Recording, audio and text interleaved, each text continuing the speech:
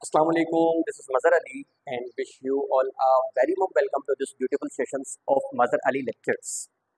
एक और बेहतरीन सा लेक्चर हमारे इस unit that is what is called the gases exchange का।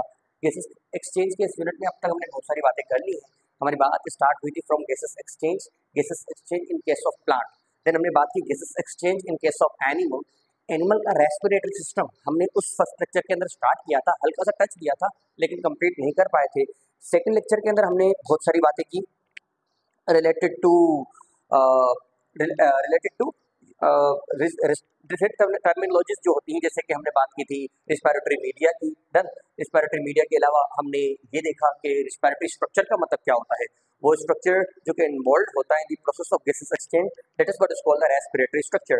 रेस्पिरेटरी स्ट्रक्चर की कुछ प्रॉपर्टीज होती हैं। हमने बात की थी कि ये respiratory structure should be wet, it should be moist, it should be permeable for the gases, it should have the large surface area for the exchange of gases, so that each and every cell can get the fresh supply of oxygen and get rid of carbon dioxide.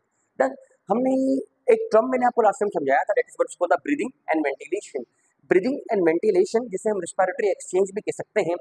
ठीक है, इसका मतलब ये होता है कि whenever there is a exchange of gases between the organism and the external environment, that's what's called the breathing, जिसे ventilation भी कहते हैं, रेस्पिरेटरी एक्सचेंज भी कहते हैं। इसके अलावा दूसरा टर्म होता है रिस्पायरेशन। रिस्पायरेशन ब्रीदिंग से थोड़ा ज्यादा है।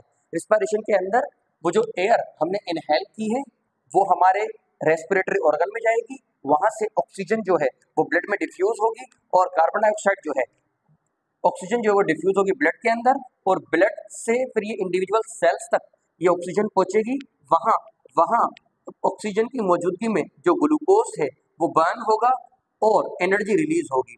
इसके अलावा इसके रिजल्ट में जो कार्बन डाइऑक्साइड प्रोड्यूस हुआ है ये with the help of blood ये ट्रांसपोर्ट होगा और with the help of alveoli ये जो है वो जो है कि इस रिस्पिरेटरी स्ट्रक्चर से रिमूव हो जाएगा। ये पूरा प्रोसेस जो है रिस्पायरेशन कहलाता है। ये तो रेस्पिरेशन और ब्रीदिंग में यही डिफरेंस रहता है। आज हम बात करेंगे रेस्पिरेटरी सिस्टम की। मैंने आपको लास्ट टाइम ये भी बता दिया था कि रेस्पिरेटरी सिस्टम को हम on the basis of structure दो पार्ट्स में डिवाइड कर लेते हैं। बेस्ड ऑन स्ट्रक्चर दो हिस्सों में डिवाइड कर लेते हैं। We have upper respiratory tract, we have lower respiratory tract. Upper respiratory tract में हमारा प्यारा सा नोज आता है और नोज के अलावा फनल शेप स्ट्रक्चर जिसे हम फेरेंक्स के नाम से जानते हैं, ये जो है अपर रेस्पिरेटरी ट्रैक्ट के अंदर आते हैं। In case of lower respiratory tract we have larynx, आज बात करेंगे trachea, then we have bronchi.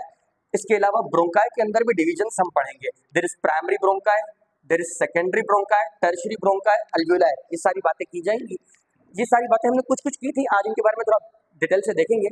अच्छा, इसके अलावा एक और भी तरीका है रेस्पिरेटरी सिस्टम को डिवाइड करने का on the basis of function, based on function. Function की बेस पर भी रेस्पिरेटरी सिस्टम को हम दो हिस्सों में डिवाइड कर सकते हैं। We have conducting zone and we have respiratory zone. Conducting zone is a part of respiratory system which is involved in making the air moist, warm, and filterable. The part which involved in these process they are going to make the conducting zone. In conducting zone we found nose, we found pharynx, we found larynx, trachea, and bronchi. Side by side we have respiratory zone. Respiratory zone is the part of respiratory system which is involved in the actual process of gases exchange. Okay, oxygen का diffuse होना blood के अंदर और carbon dioxide का diffuse होना blood के अंदर, ये और बॉडी से रिमूव होना, ये रेस्पिरेटरी जोन का काम होता है, जिसमें terminal bronchiole, respiratory bronchiole, alveoli की बात करेंगे। अच्छा, लास्ट टाइम हमने नोज भी डिस्कस कर लिया था। मैंने बताया था नोज के तीन पार्ट होते हैं। लोअर पार्ट को जो है, लोअर पार्ट जो था इसे हम वेस्टिबुलर पार्ट कह रहे थे। वेस्टिबुलर पार्ट जहाँ हेयर लोकेटेड थे, ठीक है जी, और यहाँ से जो एयर आएगी उस एयर के डस्ट पार्टिकल, बैक्टीरिया वगैरह को ये ट्रैप कर लेंगे, एयर को फिल्टर बना देंगे। दूसरी जोन जो हमने बात की थी वो जोन थी, ये जोन जो है ये रेस्पिरेटरी जोन कहलाती है।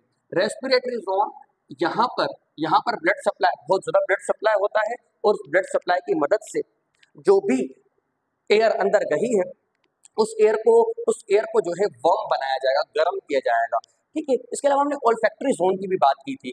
ओल्फैक्टरी जोन ये एक ऐसा पार्ट होता है हमारे पूरी बॉडी के अंदर जहां पर हमारे ब्रेन के जो सेल्स हैं, न्यूरॉन जो है वो डायरेक्टली कांटेक्ट में आते हैं एक्सटर्नल एनवायरनमेंट के। ठीक है जी, यहाँ पर बायपोलर न्यूरॉन डायरेक्टली कांटेक्ट में आते हैं एक्सटर्नल एनवायरनमेंट के, और ये हमारी बॉडी में एक ही जगह होती है जो कि ऑल्फैक्टरी जोन।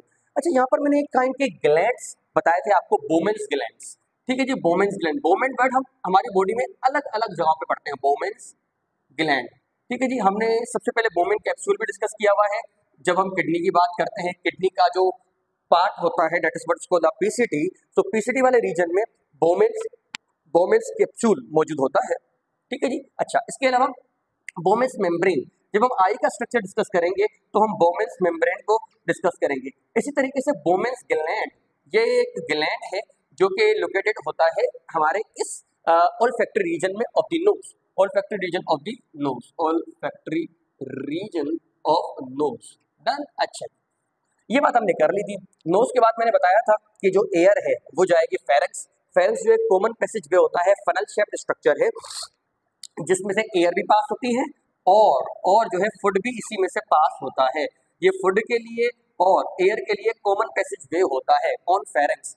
फेरेंक्स के अलग अलग पार्ट थे, ठीक है जी। वो पार्ट जो कि नेजल कैविटी को फेस कर रहा होता है इसे हम नेजोफेरेंक्स के नाम से जानते हैं।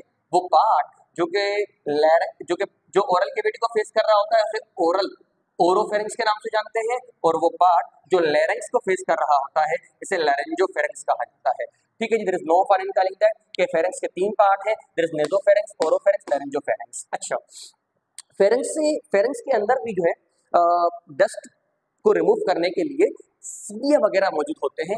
वो डस्ट पार्टिकल वो जो है कि बैक्टीरिया वगैरह जो कि नोज से किसी तरीके से बच गए, अब वो रिमूव होंगे with the help of pharynx. अच्छा, फेरेंक्स की अगर खासियत है, फेरेंक्स में मैंने आपको कुछ लिम्फॉइड स्ट्रक्चर्स बताए थे।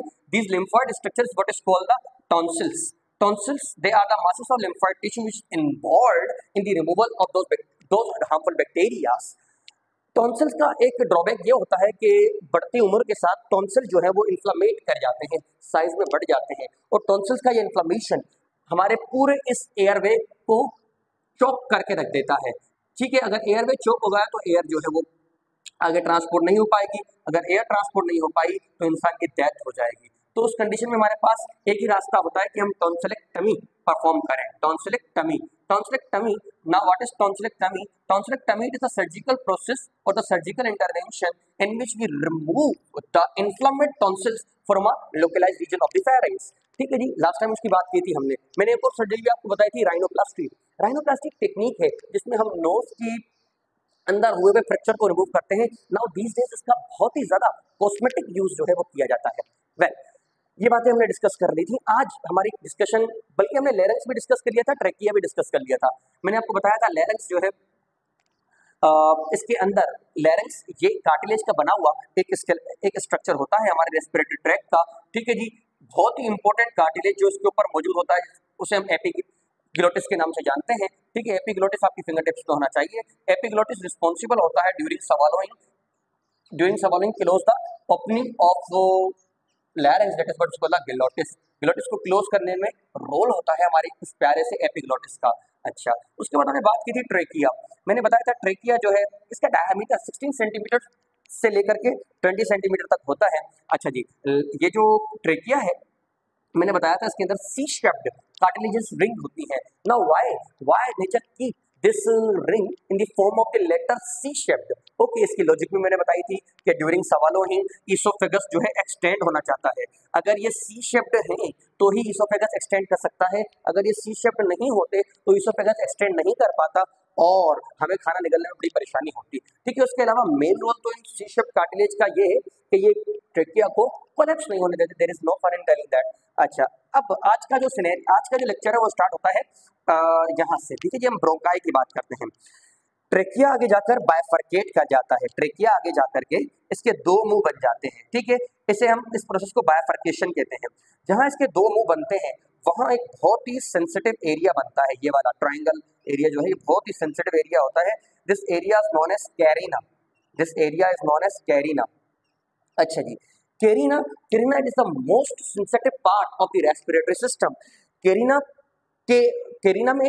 में अगर कोई डस्ट पार्टिकल अगर कोई फॉरेन बॉडी पहुंच जाए तो यहाँ से बहुत ही स्ट्रॉन्ग कफ रिफ्लेक्स जनरेट करता है, यानी खांसी का सिग्नल जनरेट करता है, और जो भी चीज यहाँ पर आई है वो यहाँ से एक्सपेल आउट होकर के रिमूव हो जाएगी with the help of pharynx, ठीक है जी। तो कैरिना मोस्ट सेंसिटिव एरिया है, लेकिन क्रोनिक स्मोकिंग की वजह से, टोबैको कंज्यूमिंग की वजह से ये कैरिना इतना तो हाइपर सेंसिटिव हो जाता है कि नॉर्मल बैक्टीरिया और डस्ट पार्टिकल के लिए इसकी कोई सेंसिटिविटी ही नहीं रहती और वो हमारे लंग्स को एक्सेस कर रहे होते हैं। वेल, इनकी बात हम आगे करेंगे, आगे बढ़ते हैं। कैरिना के बाद हमें बात करनी है ब्रोंकाई की। ये जो ट्रेकिया डिवाइड किया इससे दो ट्यूब्स बनती हैं and these two tubes is nothing but the bronchi that we have.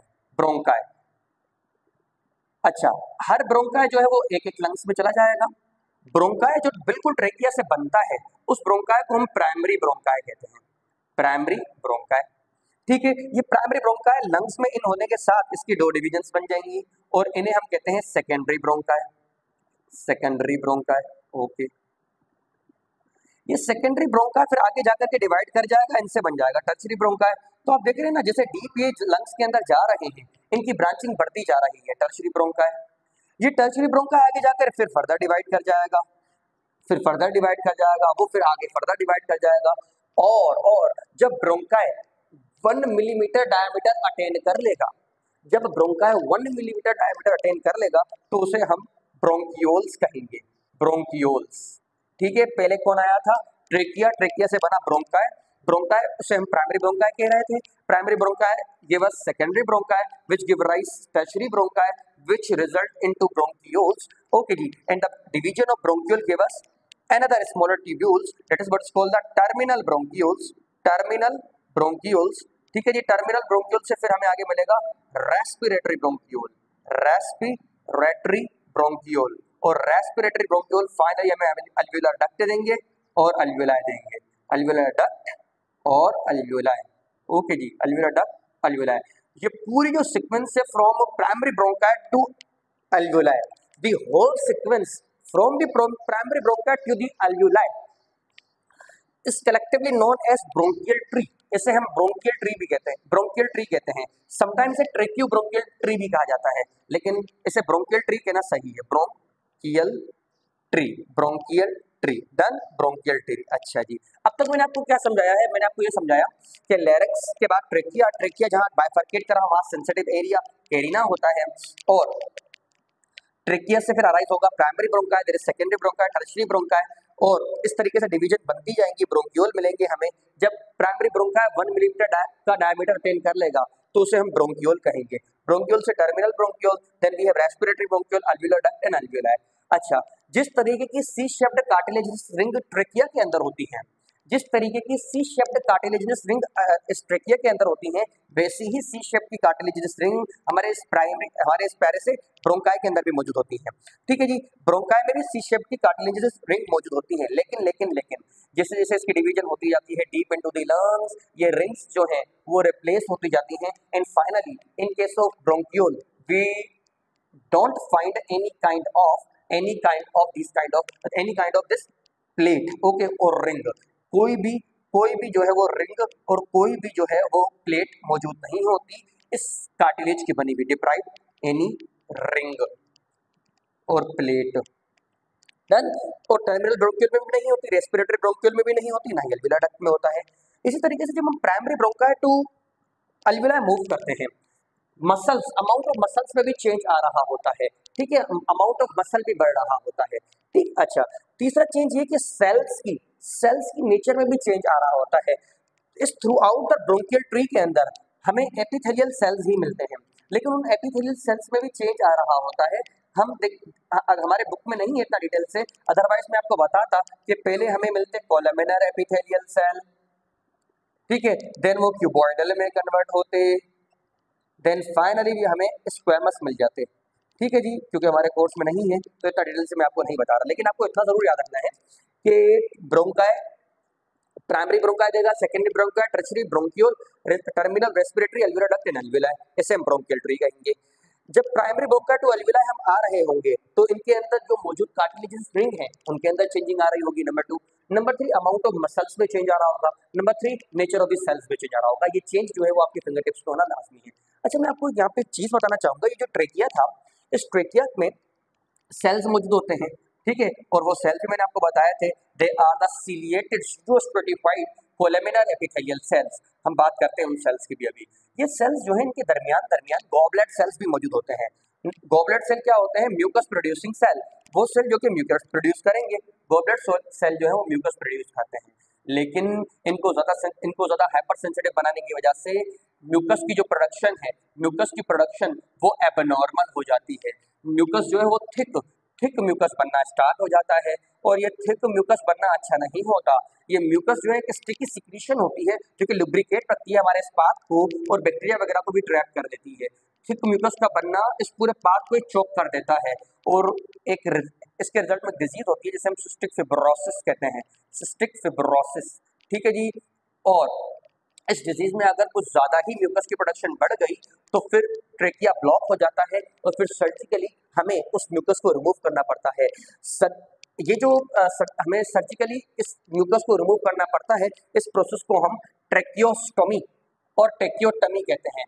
ट्रेकियोटमी ट्रेकियोटमी और ट्रेकियोस्टोमी दोनों एक ही चीज के नाम है, ट्रेकियोस्टोमी। अदरवाइज जो वो पर्सन सर्वाइव नहीं कर पाएगा। So now what is tracheostomy और ट्रेकियोटमी?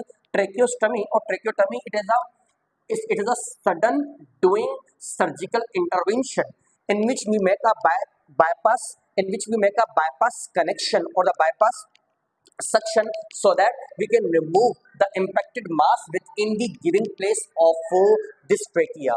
Done. That is what is called the tracheotomy and tracheostomy. I think you are getting that. Now आगे बढ़ते हैं। ठीक है जी। अब तक मैंने आपको सिर्फ ये ब्रोंकाई समझाया है। जो मैंने इतना ब्रोंकाई के बारे में कहा है वो यहाँ पर मौजूद है। ठीक है जी।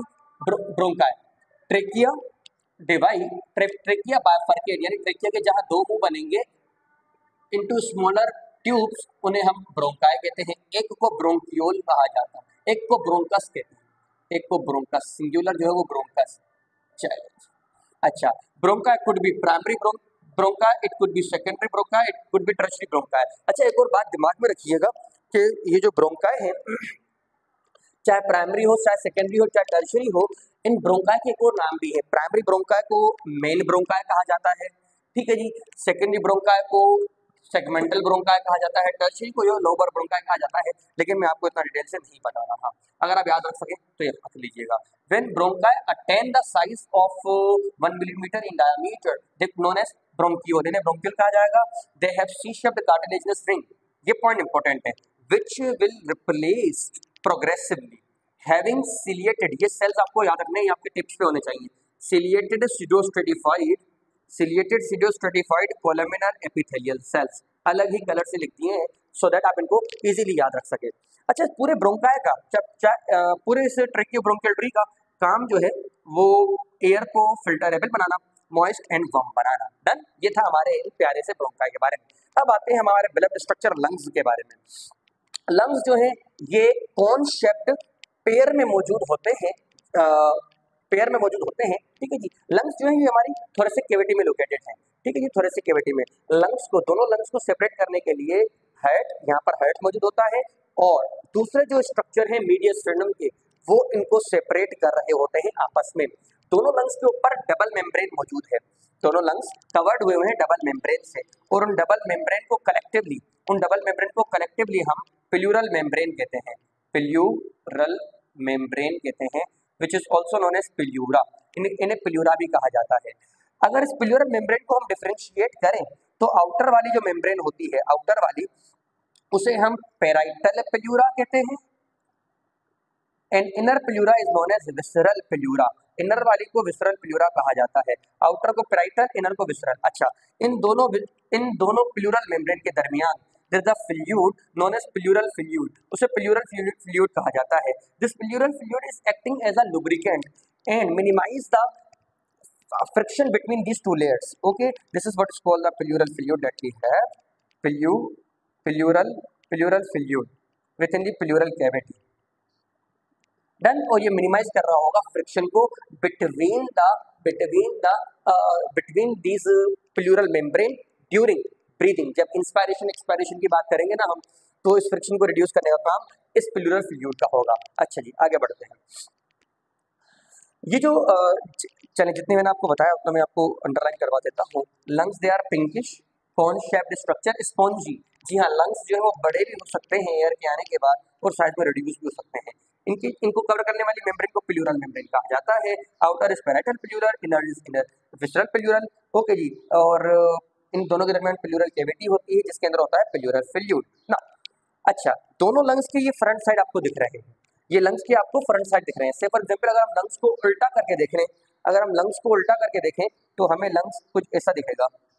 ओके जी, लंग, हर लंग के पीछे साइड पर एक ऐसा रीजन मौजूद होता है, this region is what is called the hilum, इसे हाइलम कहते हैं। Hilum is design for carrying the blood supply, blood supply लेके आएगा, यहाँ से ब्लड वेसल्स आती हैं, यहाँ से नर्व वेसल्स यानी ब्रेन की जो नर्व है, ब्रेन के जो सेल्स हैं, ब्रेन के जो कमांड है वो लंग्स में आते हैं, जहाँ से लिम्फ वेसल्स सप्लाई होती हैं हमारे लंग्स को, लिम्फ वेसल्स। ओके, तो हमारे लंग्स को ब्लड सप्लाई, नर्व सप्लाई और लिम्फ सप्लाई इस हाइलम रीजन से मिलता है। डन। अच्छा, तो ये हाइलम आपको याद रखना है। अब आते हैं हम लंग्स के स्ट्रक्चरल एंड फंक्शनल यूनिट पर, that is what is called the alveoli. ये वाले जो स्ट्रक्चर है ये अल्वियोलाई ये माइक्रोस्कोपिक स्ट्रक्चर्स होते हैं। मैंने एक अल्वियोलाई को यहाँ पर इनलार्ज करके बताया है, इनलार्ज करके दिखाया है, ठीक है जी। अच्छा, अल्वियोलाई की खासियत ये है कि वो ग्रैप्स की फॉर्म में मौजूद होते हैं, ठीक है जी, ग्रैप्स की फॉर्म में मौजूद होते हैं, इस तरीके से, इस तरीके से। लेकिन यहाँ पर सिर्फ आपको एक अल्वियोलाई जो है वो इनलार्ज करके दिखाया गया है। जब एक अल्वियोलाई को हम देखेंगे, ठीक है, तो इसके अंदर हमें 3 तरह के सेल्स दिखते हैं, ठीक है जी, 3 तरह के सेल्स। एक तो है टाइप 1 सेल, दूसरे हैं ये वाले रेड वाले टाइप 2 सेल, और तीसरे ये अल्वियोलर मैक्रोफाजिस। अल्वियोलर मैक्रोफाजिस क्या है ये मैक्रोफाजिस वगैरह डिस्कस करते हैं वन बाय वन। अच्छा जी, सबसे पहले टाइप 1 सेल्स। टाइप 1 सेल ये सिंपल स्क्वेमस सेल्स होते हैं। सिंपल स्क्वेमस का मतलब क्या? सिंपल का मतलब इनमें एक सेल की लेयर होगी और ये फ्लैट होंगे। जिस तरीके के टाइल इस फ्लोर पे लगे हुए हैं या जिस रूम में आप बैठे हुए हैं उस रूम की जैसे टाइल है ना, वैसे इन सेल की शेप होगी, डेट्स व्हाई स्क्वेमस, फ्लैट होंगे। और इनमें सेल की मैंने यहाँ पर भले ही 2 लेयर्स बनाई हैं, सेल की एक ही लेयर होगी, इस वजह से सिंपल स्क्वेमस कहा जाता है। लिखा हुआ है आगे। रेड वाले सेल जो है वो सिक्रेटरी सेल होते हैं। वो सिक्रेटरी सेल प्रोड्यूस करेंगे एक important component, that is what is called the surfactant. Surfactant which is also known as dipalmitoyl phosphatidylcholine. Phosphatidylcholine surfactant की कंपोजिशन जो है वो है lipoprotein plus phospholipid. Lipoprotein plus phospholipid का तैयार करता ये प्रोडक्ट सरफेक्टेंट कहलाता है, फॉस्फोलिपिड। इसे हम डायपल्मिटॉइल फॉस्फेटिडाइलकोलिन भी कहते हैं। अच्छा, इसका काम क्या है? इसका बड़ा इंपॉर्टेंट काम है कि ये लंग्स के अंदर अल्वियोलाई को कोलैप्स नहीं होने देता, अल्वियोलाई को कोलैप्स नहीं होने देता। अगर ये अल्वियोलाई के अंदर ना हो तो अल्वियोलाई कोलैप्स कर जाएंगे। जो न्यूबॉर्न बेबी होते हैं, न्यूबॉर्न बेबी और प्रीमेच्योर बर्थ जिनकी हो जाती है, यानी प्रीमेच्योर बर्थ का मतलब ये है कि काइंड ऑफ बर्थ जो कि फुल टर्म ऑफ डेवलपमेंट से पहले हो जाए, 9 मंथ कंप्लीट ही नहीं हुए और बर्थ हो गई 7 मंथ में या 6 मंथ में। अच्छा, ऐसे बच्चों को बहुत ही ज्यादा जो है कि डिफिकल्टी होती है इस सरफेक्टेंट की कमी की वजह से। सरफेक्टेंट का कम होने की वजह से अल्वियोलाई जो है वो अच्छे से ओपन नहीं हो पाते, और अल्वियोलाई अगर एक बार अच्छे से ओपन नहीं हो पाए ना तो गैसेस एक्सचेंज नहीं हो पाएंगे, ऐसा बच्चा सर्वाइव नहीं कर पाएगा। फिर न्यूबॉर्न बेबी होता है, आपने देखा होगा कि उसको जानबूझ करके रुलाया जाता है, ठीक है जी। एक बार तो उसको डॉक्टर रुलाते हैं, फिर वो सारी जिंदगी उसको रुलाने का काम दूसरों बंदों का होता है, ठीक है जी। जी, तो उस बेबी को रुलाया क्यों जाता है, हम ये बात देखते हैं। बेबी जब न्यूबॉर्न बेबी पैदा हुआ है तो उसके अल्वियोलाई बिल्कुल बंद हुए हैं। वो अल्वियोलाई जो है वो अभी फंक्शनल नहीं है। जैसे ही वो रोएगा, माउथ ओपन करेगा, एयर उसकी बॉडी में रश करेगी। एयर जब माउथ वगैरह के थ्रू बॉडी में जाएगी तो ये अल्वियोलाई ओपन होंगे, और जो है गैसेस एक्सचेंज का प्रोसेस स्टार्ट हो जाएगा, ठीक है जी। तो ये लॉजिक होती है बच्चों को रुलाने के पीछे। मैं आपको अल्वियोलाई के सेल्स बता रहा था, मैंने कहा यहाँ पर 3 टाइप के सेल्स हैं। वी हैव टाइप 1 सेल्स जो कि सिंपल स्क्वेमस है, वी हैव टाइप 2 सेल्स जो कि सरफेक्टेंट प्रोड्यूसिंग है, और टाइप 3 सेल बड़े इंपॉर्टेंट है, अल्वियोलर मैक्रोफाजिस। ये अल्वियोलर मैक्रोफाजिस का काम ये है कि कोई बैक्टीरिया अगर इन नोज से बचता हुआ, फेरेंक्स से बचता हुआ और ट्रेकिया ब्रोंकाइस से बचता हुआ अगर अल्वियोलाई में पहुंच जाता है तो उसको डिस्ट्रॉय करने का काम हमारे इन मैक्रोफेजेस का होगा। ये मैक्रोफेजेस जो है वो फॉरेन बॉडी एंटीजन जो है उनके साथ कंबाइन हो जाएंगे और उनको टी सेल्स के पास जाके पहुंचाएंगे, ठीक है जी। एंटीजन प्रेजेंटिंग सेल का काम भी करेंगे। ये जो अल्वियुलर मैक्रोफेजेस है, इनका एक और नाम भी है, इनको जो है वो डस्ट सेल भी कहा जाता है। They are also known as dust cell. So alveoli is structural and functional units of lungs. अच्छा, लंग्स के जो डॉक्टर होते हैं उन्हें हम पल्मोनोलॉजिस्ट कहते हैं। पल्मोनोलॉजिस्ट, मेरी दुआ है आप सब अच्छे पल्मोनोलॉजिस्ट बनो। Pulmonologist, they are the specialist in treating and diagnosing different kind of disorder related to the respiratory system. Okay ji, alveoli comprises of three kind of cells. There is type 1, type 2 and dust cell. Type 1 is simple squamous. Type 2 secretes surfactant which is also known as dipalmitoyl phosphatidylcholine. Dust cell known as alveolar macrophages. This is the place where exchange of gases occur. Okay जी, जो air के अंदर से oxygen है वो blood के अंदर शामिल, ठीक है जी, और ब्लड की जो कार्बन डाइऑक्साइड है वो इन अल्वियोलाई के अंदर शामिल। अच्छा, यहाँ पर ये इतना सिंपल नहीं होता, पार्शियल प्रेशर का खेल होता है, डिफ्यूजन यहाँ पर ऑपरेट कर रहा होता है, वो तो हम आने वाले लेक्चर्स में बात करेंगे। मैंने पार्शियल प्रेशर तो आपको बता दिया था, ठीक है जी, हमारे लेक्चर्स में अपलोडेड है, आप जरूर देखिएगा, ठीक है, वो हम बात करेंगे। मैं आपको सिर्फ बता रहा हूँ कि गैसेस एक्सचेंज यहाँ पर होगी। अच्छा, ये जो स्ट्रक्चर यहाँ पे बना हुआ है जिसके अंदर क्या क्या मौजूद है, जिसके अंदर मौजूद है ये अल्वियोलाई के टाइप 1 सेल जो कि आपको ब्लैक कलर से दिख रहे हैं, टाइप 1 सेल। ओके, इसके अलावा ये ग्रीन कलर की मेम्ब्रेन जो है ना, ये अल्वियोलर बेसमेंट मेम्ब्रेन है, अल्वियोलर बेसमेंट मेम्ब्रेन। ओके, इसी तरीके से आपको ब्लड वेसल के अंदर ये इसके एंडोथेलियल सेल दिख रहे हैं। अगर आपको मालूम है तो ठीक है, अदरवाइज मुझ पर ट्रस्ट कीजिए और ये एंडोथेलियल सेल है, इनको याद रखिए। और ये वाले जो है ना रेड कलर के सेल, ये बेसमेंट मेम्ब्रेन है। एक बार रिकैप लेते हैं,